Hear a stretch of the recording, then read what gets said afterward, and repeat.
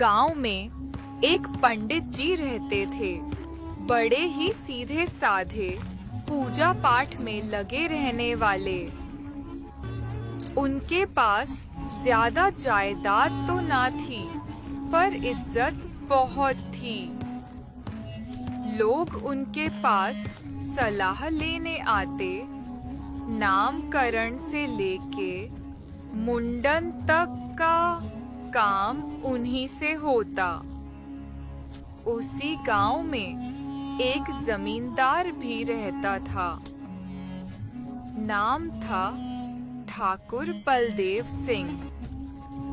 खूब बड़ा घर, 10-15 नौकर चाकर और खेत खलिहान की कोई गिनती ना।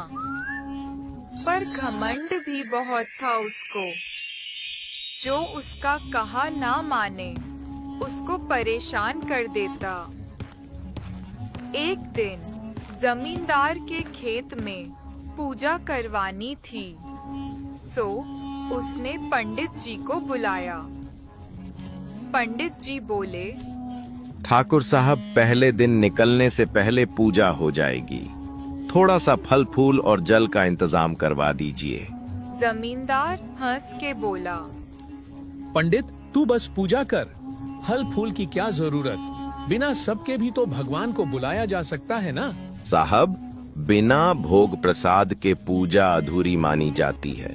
जैसे बिना ईंधन के आग नहीं जलती, वैसे ही बिना श्रद्धा के पूजा नहीं होती। ठाकुर ताव में आ गया। ओ पंडित, तू मुझे सिखाएगा? मेरे बाप दादा ने इतने यज्ञ करवाए, कोई फल फूल नहीं चढ़ाए, फिर भी बरसात होती थी, फसल आती थी। तू ना आए तो और बुला लेंगे किसी और को। पंडित जी शांत हो गए और बोले, ठीक है ठाकुर साहब, जैसा आपको उचित लगे, लेकिन ध्यान रहे, पूजा में दिखावा नहीं, श्रद्धा जरूरी होती है। ठाकुर ने किसी और को बुला लिया, जिसने पैसे के लिए सब कर दिया। पर अगले ही दिन खेत में आग लग गई। फसल जलकर राख हो गई।